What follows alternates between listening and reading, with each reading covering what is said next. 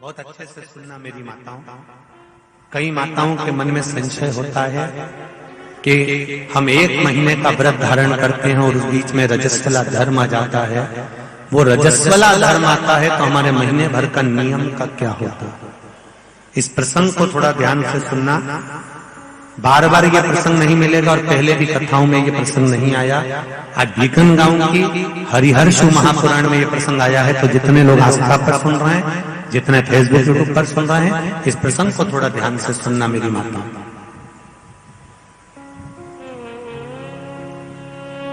बहू ने अपने ससुर से कहा, पिताजी मैं कार्तिक के महीने के स्नान का नियम तो ले लेती हूँ। मैं कार्तिक के महीने, कोई माता कार्तिक के स्नान का नियम लेती हैं, कोई माघ महीने का स्नान का नियम लेती हैं, कोई चैत्र महीने के स्नान का नियम लेती हैं, कोई फागुन का लेती हैं, कोई बैसाख महीने के स्नान का नियम लेती हैं। कई माताओं की आदत रहती है, कई पुरुषों की आदत रहती है कि मैं 1 महीने तक कार्तिक का स्नान करूंगी।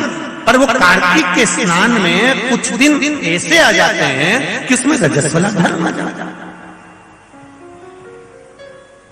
अब वो रजो धर्म आ गया, रजस्वला धर्म आ गया, तो उस बीच में उसका नियम पूरा हुआ कि नहीं हुआ? उस बीच में वो 5-7 दिन जो स्नान के लिए नहीं गई, पूजन नहीं करी, तुलसी को जल नहीं चढ़ाया, शालिग्राम जी का पूजन या ठाकुर जी का श्रृंगार नहीं कर पाई, तुलसा महारानी का गीत नहीं गा पाई, तुलसी जी का दीप नहीं लगा पाई, तो उसको कार्तिक के महीने का, क्योंकि ये रजस्वला धर्म तो प्रत्येक महीने आना, नारी के लिए रजो धर्म तो हर महीने प्राप्त होना, तो हर महीने अगर रजो धर्म आना है तो कार्तिक महीने का फिर नियम पूरा कैसे हुआ? फिर नारी का नियम कैसे पूरा होगा? फिर नारी तो फिर नियम टूट गया, नियम टूट गया तो उसको कोई फल नहीं मिला। तो बहू ने अपने ससुर से कहा, एक साहूकार से, साहूकार की बहू ने कहा, ससुर जी मेरे मन के संशय को मिटा दो। मैं कार्तिक का स्नान करना चाहती हूँ और उस कार्तिक के स्नान में सबसे बड़ी अगर विघ्नता आती है तो मेरे 7 दिन 5 दिन जो रजो धर्म के जाएंगे, वो रजो धर्म में मेरा नियम टूट जाएगा। उस नियम को पूरा कैसे किया जाए?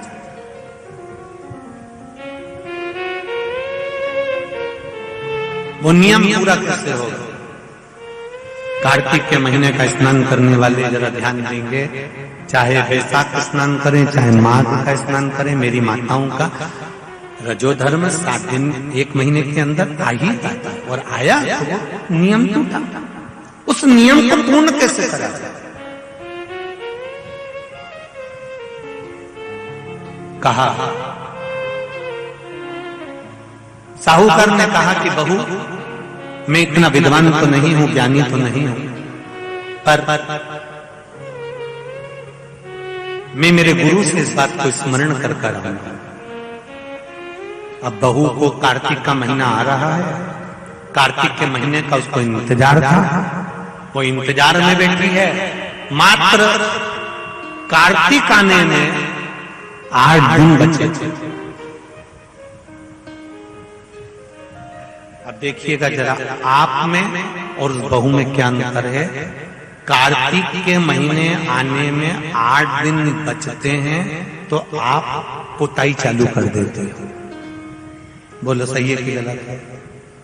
कार्तिक आने में, दिवाली आने में जब 8-15 दिन रहते हैं तब तुम पुताई चालू कर देती हो, सफाई चालू कर देती हो, ये काम चालू कर देती हो, वो काम चालू कर देती हो।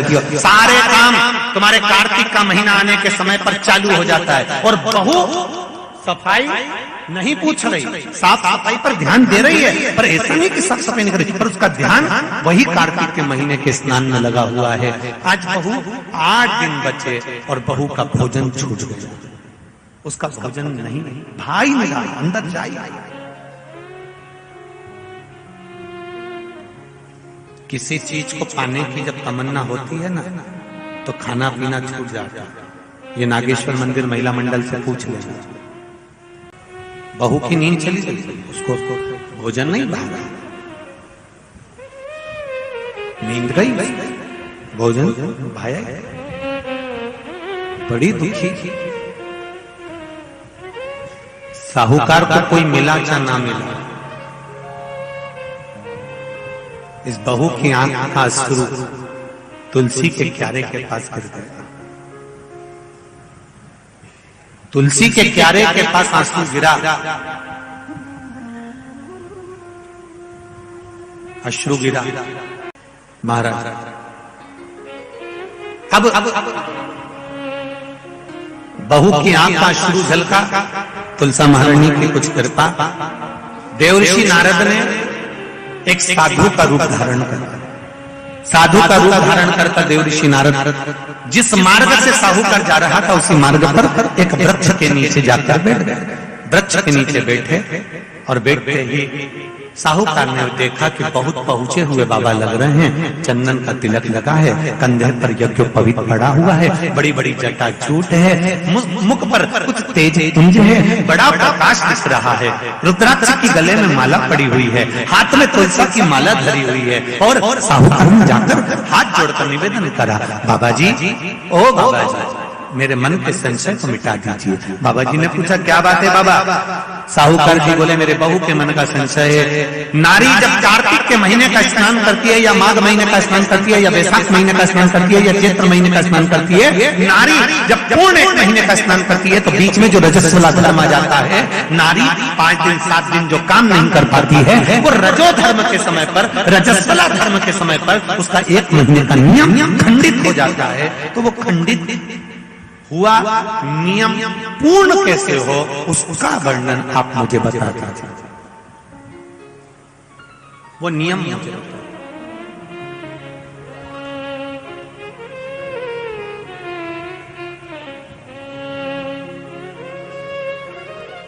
संत के रूप में बैठे हुए देवर्षि नारद, श्रीमन नारायण, श्रीमन श्रीमन नारायण। 7 बार देवर्षि नारद ने नारायण नारायण नारायण नारायण कहा। कहने पर देवर्षि नारद ने बोला, सुनो साहूकार जी, सुबह के समय पर जब आपकी बहू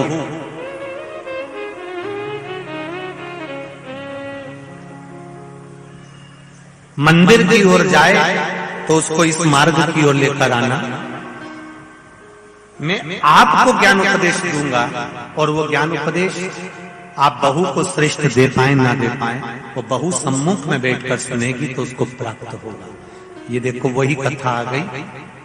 आप खाओगे आपका पेट भराएगा, आप सुनोगे आपका कल्याण होगा।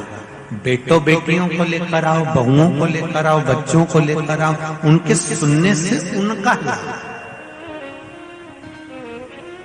उनका लाभ। साहूकार घर गए, बहू से कहा, बेटा एक संत अपने गांव में आए हुए हैं और वृक्ष के नीचे बैठे हुए हैं, चलो आप चलकर उनसे अपने प्रश्न को कर लो। बहू ने भगवान का नाम लिया, स्मरण करती हुई बहू पहुंची और बहू ने जाकर तुरंत हाथ जोड़कर निवेदन किया, बाबा जी 1 महीने तक नारी कार्तिक का स्नान करती है, 1 महीने तक नारी माघ का स्नान करती है, 1 महीने तक नारी वैशाख का स्नान करती है, 1 महीने तक नारी चैत्र का स्नान करती है, बीच में अधिक मास का स्नान करती है। उस बीच में नारी का जो रजो धर्म आ जाता है, रजस्वला धर्म आ जाता है, उस समय पर नारी का जो करा हुआ व्रत है 1 महीने का, वो खंडित हो जाता है। उस व्रत की पूर्णता कैसे मानी जाए? तो उस समय पर देवर्षि नारद संत के वेश में थे। उन्होंने कहा कि बहू एक काम करो पुत्री, कार्तिक महीने के पीछे के जो 5 दिन 7 दिन पचवीगन के होते हैं, अगर नारी का रजस्वला धर्म बीच में आ जाता है तो पीछे के 5-7 दिन में से अगर एक दिन भी नारी ब्रह्म मुहूर्त का स्नान कर कर, सुबह का स्नान कर कर तुलसी में दीप प्रज्वलित कर देती है तो उसके बीच का जो खंडित भाग है वो समाप्त हो जाता है, उसे पूर्ण फल की प्राप्ति। अब फिर सुन लीजिए अच्छे से, अगर मान लो वो पचवीगन में ही नारी का रजो धर्म आ गया तो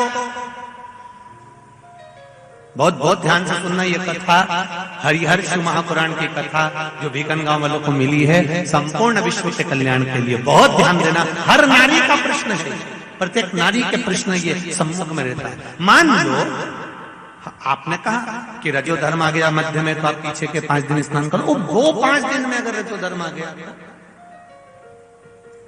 फिर शिव महापुराण की कथा कहती है, घर में रहने वाली कोई कुंवारी कन्या, घर में रहने वाला कोई पुत्र, घर में रहने वाला पति, घर में रहने वाली सास, घर में रहने वाली कोई सौभाग्यवती नारी, जेठानी, ननंद, देवरानी या घर में रहने वाला कोई पुरुष अगर बाहर स्नान करने नहीं भी जा सकता, ब्रह्म मुहूर्त में प्रातः के समय पर यदि तुलसी में एक दीप और एक संध्या के समय पर दीप लगा देता है तो भी नारी का नियम पूर्ण हो जाता है। वो नियम खंडित नहीं, नियम खंडित। क्या 5 दिन के स्नान का फल है? हाँ, और तुझे मौका मिलेगा तो तुझे समझ में आएगा। देवर्षि नारद ने बस इतना कहा, उसका फल क्या है तुझे मौका मिलेगा जब मालूम पड़ेगा। तब बहू को समझ में नहीं आया कि आखिर सब क्या कहा। देवर्षि नारद कहकर चले गए। साहूकार की बहू रोज प्रातः का कार्तिक का स्नान करने लगी। कार्तिक का स्नान रोज बहू करती, रोज ब्रह्म मुहूर्त में स्नान कर आती। बहू को नहीं मालूम कि नगर के राजा का लड़का युवराज अपनी पत्नी के साथ स्नान करने आता। राजा और रानी भी स्नान करने आते हैं, युवराज अपनी धर्मपत्नी के साथ स्नान करने आता है। आज युवराज को बड़ा बुरा लगा। युवराज ने देखा कि मैं घाट पर नहाने के लिए आता हूं, पर यह घाट गीला कैसे हो जाता है? मतलब मेरे स्नान के पहले कोई स्नान कर रहा है, मेरे स्नान के पहले कोई स्नान कर रहा है। मुझे ऐसा लगता है जरूर कोई ना कोई आता है। युवराज ने, राजा ने अपने नगर के सैनिकों से बोला, पता लगाओ कि सुबह स्नान करने कौन आता है। सैनिक लगते उससे पहले ही साहूकार की बहू स्नान कर चली जाती। दिखाई नहीं दिया, समझ नहीं आया। आखिरी के 7 दिन बचे थे, 8 दिन बचे थे। राजा के दूत ने फिर युवराज ने कहा, मुझे पता लगा कर बताओ फिर मेरे स्नान के पहले कौन स्नान करता है, घाट को गीला कौन कर देता है। क्रोध में आकर कहा, मालूम नहीं पड़ पाया। एक दिन रानी को, इस साहूकार की बहू को मालूम पड़ा कि युवराज मेरा पता कर रहा है, मेरा पीछा कर रहा है। तो बहू ने तुरंत सुबह जल्दी स्नान करा और भागी। भागते समय उसके गले की माला और पांव की एक मोजड़ी छूट गई। माला और मोजड़ी छूट गई। माला मोजड़ी छूटी, चली। राजा को वो माला मोजड़ी मिल गई। उसने मन में विचार करा, मोजड़ी इतनी सुंदर, माला इतनी सुंदर, तो जो इसको पहनती होगी वो कितनी सुंदर होगी। राजा ने अपने दूतों से कहा, जाओ, जिसकी ये मोजड़ी और माला है इतनी सुंदर है तो वह नारी कितनी सुंदर होगी, उसको 5 रात्रि मेरे पास में लेकर आ। उसको मैं 5 रात्रि अपने यहाँ रखूंगा। शब्द सुना, खबर पूरे गांव में लग गई। साहूकार की बहू के कानों में भी शब्द पहुंच गए। कार्तिक का महीना चल रहा था तो बहू ने भी कह दिया, मैं राजा के यहाँ पर 5 रात्रि रहने को तैयार हूं, पर शर्त मेरी ये है, ब्रह्म मुहूर्त का स्नान करते हुए अगर राजा मेरे को मुख देख लेगा तो मैं उसके यहाँ रह लूंगी। सुबह का कार्तिक का स्नान कर कर जब मैं निकल रही हूँ और राजा का पुत्र मुझे देख ले तो मैं रहने को तैयार हूँ, नहीं तो मैं नहीं रह सकती। राजा ने भी एक पक्षी, जो पाला हुआ पक्षी था, उस पक्षी को पेड़ पर बिठा दिया और कहा, जैसे ही रानी स्नान करने आए उसी समय पर तू बोल देना, मैं दौड़ कर जाऊंगा और इस रानी, इस साहूकारनी का दर्शन कर लूंगा। जब साहूकारनी सुबह के समय पर स्नान करने चली तो देहली पर द्वार को छोड़ते समय प्रणाम करते हुए कहती है, हमारे भारत की सभ्यता, भारत की भूमि की संस्कृति, पहले की माताएं जब मायके से ससुराल जाती थी या ससुराल से मायके आती थी तो जिस तांगे में, जिस गाड़ी में, जिस बस में, जिस टैक्सी में भी बैठती थी उसके भी पांव पड़ती थी, उसको भी प्रणाम करती थी। बोलो री जीजिए, सही है कि गलत? ये भारत की सभ्यता है, ये भारत का संस्कार है, ये भारत की भूमि की मर्यादा है। जिस भूमि पर से जा रही, ससुराल से मायके जाएगी तो जिस बस में जाती थी उसके पांव पड़ती थी, बैलगाड़ी में जाए, टांगा गाड़ी में जाए, घोड़ा गाड़ी में जाए, उसके पांव पड़ती थी। घर से निकलते समय प्रणाम कर कर जाती। उसने अपने द्वार को प्रणाम किया और द्वार प्रणाम कर कर जा रही है और कहती हुई जा रही है, हे तुलसा महारानी, हे गंगा मैया, हे दामोदर भगवान, ऐसी कृपा करना मैं स्नान कर कर जाऊं तो राजा के लड़का नींद में भरचक सो जाए, ऐसी कृपा कर देना। तोता बोलता रहा, राजा का लड़का सोता रहा। पहला दिन निकल गया। दूसरे दिन राजा के लड़के के मन में प्रश्न आया कि मैं तोते से पूछूं, क्यों रे तोता, क्या बोल साहूकार की बहू नहीं आई थी? आई थी, स्नान करके गई, तो मैं जग नहीं पाया। उसने विचार करा, कुछ ऐसा काम करता हूं, पुड़िया में लेकर बैठ गया मिर्ची, रात्रि को डाल ली आंख में, रात भर नींद नहीं आएगी। साहूकार नहीं, फिर चली, द्वार को छोड़कर प्रणाम करा, दरवाजे को प्रणाम कर कर, द्वार को पूजन कर कर, जब प्रणाम कर कर चली तो निवेदन कर कर चली, हे द्वार देवता, राजा के लड़के को सुला देना। तो ये स्कंद पुराण की बात शिव महापुराण में भी लिखी गई। पशुपति व्रत में एक नियम है, जब मंदिर में दिया लगाकर जाते हो तो घर के दरवाजे के राइट सीधे हाथ पर दिया लगाते हो। बोलो सही है? सीधे हाथ पे दिया लगाने का महत्व क्यों है? क्योंकि हम मंदिर से चलकर जब आते हैं, अपने घर के सीधे हाथ की ओर जब दिया लगाते हैं तो भगवान से निवेदन करते हैं कि मेरा ये द्वार है और आपके भरोसे पर है, आपको संभालना।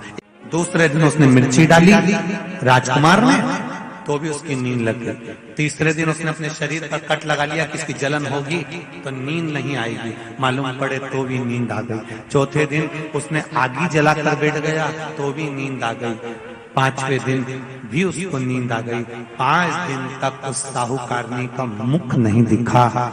राजकुमार घर चले गया, गुस्से में लाल हो गया, शरीर में कोई रोग हो गया, शरीर कोड़ी हो गया, टपकने लगा, खाल गलकर गिरने लगी। राजा को चिंता लग गई, मेरा इकलौता लड़का, और उसकी शरीर की काया बिगड़ गई, उसकी काया समाप्त हो। साहूकार की बहू को नहीं मालूम, साहूकार की बहू तो अपनी भक्ति में, अपने स्मरण में, अपने आनंद में लगी हुई थी, उसको मतलब नहीं, वो तो अपनी अलमस्तता में, अपनी मस्ती में लगी, अपने भजन में। 5 दिन जो मिले हैं भगवान की भक्ति के, उसमें डूबी हुई है, उसे कोई मतलब। तुलसा जी का आराधना करें।